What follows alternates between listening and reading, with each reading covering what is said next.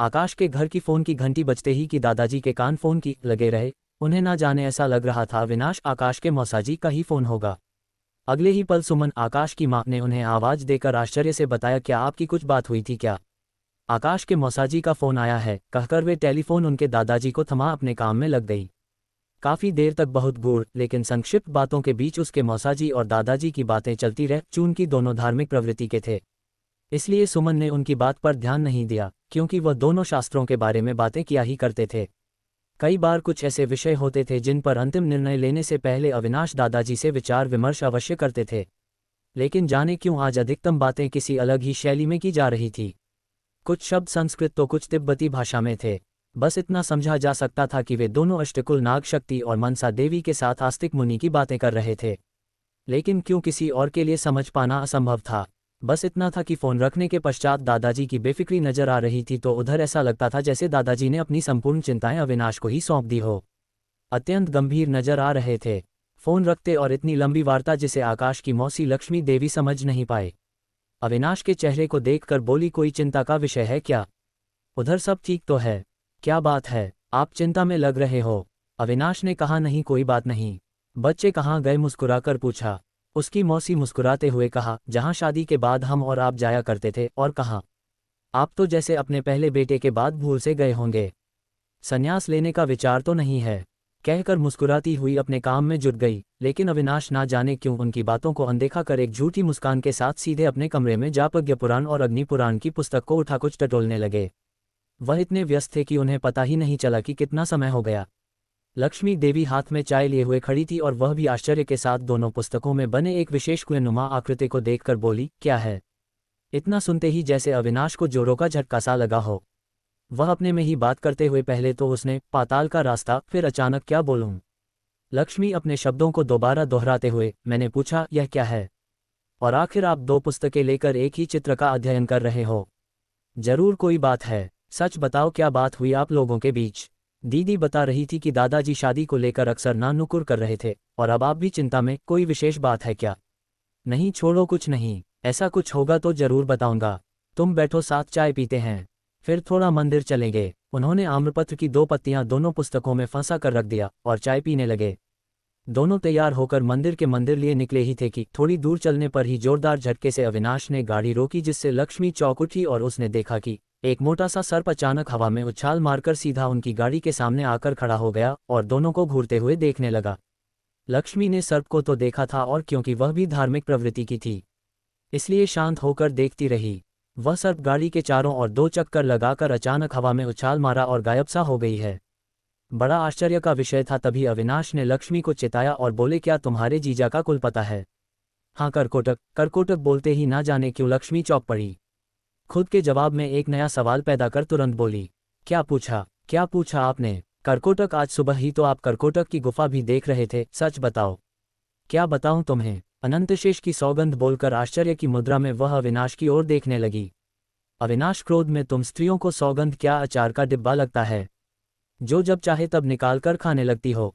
अनंतशेष को क्या मजाक बना रखा है? और यह रही बात बताने की तो सुनो। लक्ष्मी देवी अचानक किसी नाग के इस प्रकार आना और घूर कर देखना, और उससे बड़ी हैरानी की बात उनके गाड़ी के 2 चक्कर लगाकर यूं अचानक उड़ते हुए चले जाना, ये सब देखकर आश्चर्यचकित थी।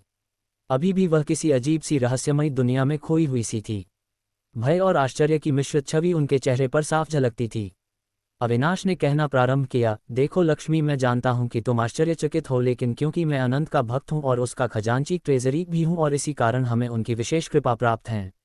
हमारे साथ होने वाली हर घटना कभी भी सामान्य नहीं रही, जिसका मुख्य कारण खजाने में रखी कुछ अत्यंत दुर्लभ चीजें हैं, जिनकी जानकारी मैं खुद तुम्हें भी नहीं दे सकता। बस इतना कहूंगा कि हमारे हर कदम को पज्ञ और महापज्ञ नागशक्ति हमेशा नजर बनाए रखती है। किसी भी नाग को आसमान में उड़ने की शक्ति यूं ही नहीं मिल जाती। यह उसकी बरसों की साधना का फल है। तुम्हारे लिए यकीन मानना संभव नहीं है, लेकिन आज ये जानकर तुम्हें और भी आश्चर्य होगा कि ये कुछ समय पहले तक रास्ते में तुम्हें 2 बार एक बच्चे के रूप में तो एक बार एक ग्वाले के रूप में देख चुका है, क्योंकि यह इच्छाधारी नाग की श्रेणी में आता है। इच्छाधारी शब्द सुनते ही लक्ष्मी के तो जैसे होश ही उड़ गए। क्या कहा आपने? इच्छाधारी? असंभव, ये केवल कहानियों में ही होता है। लेकिन हाँ, मैं आप पर यकीन कर सकती हूँ, क्योंकि इस विषय में आप झूठ नहीं कहते। क्या वाकई ऐसा संभव है? लगता नहीं। तुम्हें कैसे पता? और आप मेरे सवाल का जवाब तो दिए ही नहीं। क्या पढ़ रहे थे सुबह? और क्या छुपाने की कोशिश कर रहे हो? मुझे बहुत ज्यादा नहीं सुनना, पर संक्षिप्त में बताओ। अविनाश ने गंभीरता से लक्ष्मी को देखा और कहा कि तुम आम लोगों की यही तो समस्या है कि पूरा अर्थ समझने की जगह सिर्फ अपने मतलब की बातें जानना चाहते हो, वह भी आधी अधूरी। और हाँ, मैं तुम्हें कोई सबूत पेश नहीं करना चाहता, तुम खुद देख चुकी हो। महाप्रज्ञ के सेवक का आना, तुम्हें देखना और अर्धसूत्र की सुरक्षा बांध कर यूं चले जाना कोई सामान्य घटना तो नहीं। क्या आज तक तुमने कभी इस तरह हवा में उड़ते सर्प को देखा है? क्या उसके फन पर बने उस विशेष निशान को नहीं देख पाए? तुम खुद सोचो, क्या वह तुमसे हाय हेलो करने आया था? ये वह प्रजाति है जिनकी रक्षा हेतु राजा जन्मेजय, जो राजा परीक्षित के पुत्र थे और अपनी पिता की मृत्यु का बदला लेने के लिए तक्षक और संपूर्ण नाग जाति के समूल नाश हेतु जब महायज्ञ कराया, तब उस समय स्वयं आस्तिक मुनि को आकर इस सृष्टि की रक्षा हेतु हस्तक्षेप करना पड़ा। तब आस्तिक मुनि ने उन्हें खुद कलयुग के आगमन, समिक ऋषि का ध्यान मग्न होना, राजा परीक्षित का उनके गले में मरा हुआ सर्प डालना और समिक ऋषि के पुत्र श्रृंगी ऋषि द्वारा तक्षक नाग द्वारा दिए जाने का श्राप देना, ये सब कुछ भी सामान्य नहीं का बोध करवाना। तत्पश्चात ये शेष बची नाग सेना कोई सामान्य नहीं। तुम शास्त्रों को पढ़ती भी हो या नहीं, सुनते ही लक्ष्मी जैसे स्वप्न से बाहर आए। वह तो जैसे सारी घटनाओं को अपने आंखों के सामने देख रही थी। पढ़ती हूँ, अधीर स्वामी, ऐसे ही नहीं आपकी पत्नी का दर्जा मिला है। जानती हूँ कि आपने अध्ययन के साथ साथ सार्थक स्वरूप भी देखा है, लेकिन हम भी कोई अध्ययन से परे नहीं है। इतना तो जानते हैं कि अब आप घुमाओ मत, सीधे सीधे मेरे सवाल का जवाब दो। नारी की चंचलता और पुत्र की उत्सुकता का जवाब अगर सही समय पर ना दिया जाए तो वह एक अलग ही रूप ले लेती है। यही जानने वाले अविनाश में शीघ्र ही लक्ष्मी की बात का जवाब देना उचित समझा और उन्होंने कहा, देखो लक्ष्मी, जिस चित्र को तुम देख रही थी वह एक प्रसिद्ध नागतीर्थ है, जो कि विभिन्न रहस्यों की नगरी, जिसे शाश्वत या धर्म नगरी भी कहा जाता है, और जिसे तुम काशी, वाराणसी के नाम से जानते हैं। वहां पर नवापुरा नाम के एक स्थान पर इसी आकृति का एक कुआं है। ये वास्तव में लोगों के लिए एक नागतीर्थ है, लेकिन यह वास्तविक रूप में पाताल तक जाने का, जहां नागलोक की अंतिम सीमा है, वहां तक जाने का एक रास्ता है। यह महाकुंड कोई सामान्य नहीं, क्योंकि यह वह एकमात्र रास्ता, ऐसा रास्ता है जो धरती से पाताल तक की दूरी कुछ क्षणों में पूरी कर सकता है। लेकिन ये सब के लिए संभव नहीं है। ये कुंडनुमा आकृति, जिसे कर्कोटक का महातीर्थ और इन्हीं के द्वारा बनाया हुआ रास्ता है। यदि कभी समय मिले तो इस विषय में पढ़ना, और फिर तुम तो काफ़ी गुणवान भी हो। बस इतना कहूँगा कि अगर थोड़ा ध्यान दोगे तो इसकी सीढ़ियाँ तक एक कुंडली आकर में बनी हुई है, या यूँ कहे कि कुछ यंत्रवत है, जिसकी भाषा आकाश के दादाजी और हम जैसे कुछ विरले लोग जो नाग भाषा जानते हैं और जिन्होंने कुछ विशेष अध्ययन किए हैं, के लिए ही संभव है। खैर छोड़ो, साथ चली हो। अगर ध्यान दे सके तो बिना किसी सवाल के मंदिर में प्रवेश से लेकर वापसी तक हर स्तंभ की बनावट, उनके व्यवहार, कलाकृतियों में परिवर्तन से शायद तुम्हें कुछ समझ आ जाए। यदि समझ सके तो तुम खुद ही समझ जाओगे। कोई भी मंदिर वास्तव में मात्र एक शिलाखंड का हिस्सा नहीं होता, वह एक असीम ऊर्जा का स्रोत होने के साथ ही साथ यह यदि समझा जाए तो जीवंत प्राय होता है। लेकिन याद रहे, लौटकर मुझसे ज़्यादा सवाल ना करना, क्योंकि कुछ रहस्य ही बने रहे तो ही अच्छा है, और खासकर स्त्री और बालक के लिए। कहते हुए अविनाश ने लक्ष्मी की चिकोटी ली और विषय परिवर्तन करना चाहा, लेकिन लक्ष्मी शायद जैसे अब पुनः किसी अन्य रहस्य को ढूंढ रही है। वह हर वस्तु, पेड़, पशु, पक्षी सभी में जैसे किसी अलग रहस्य को ढूंढने के लिए उत्सुक हो उठी। वह मन ही मन एक बार फिर महाप्रज्ञ या उनके सेवक के दर्शन को अत्यंत व्याकुल लग रही थी।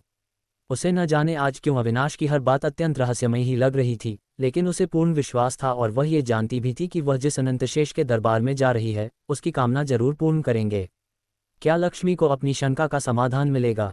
क्या वहां पर नागबंधु इतनी आसानी से उसे दर्शन देंगे, या उसे अविनाश की पत्नी होने का कुछ लाभ मिल पाएगा? कहानी अभी जारी है, इसका अगला भाग जल्द ही अपलोड करेंगे। जब तक आप कहानी के साथ बने रहे, धन्यवाद।